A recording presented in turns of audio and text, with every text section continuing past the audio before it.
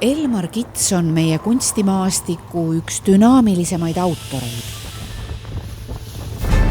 Tema tempoka pintslikirjaga maal sobib suurepäraselt toetama Eesti noorte purjesporti.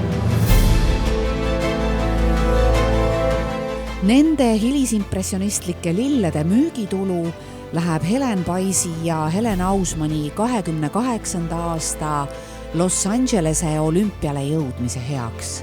Tüdrukud on oma kodumaiste ja rahvusvaheliste kõrgete tulemuste põhjal arvatud Eesti Purjetamise Liidu programmi Noored talendid olümpiale. Toeta Eesti purjetamist maailmakaardil.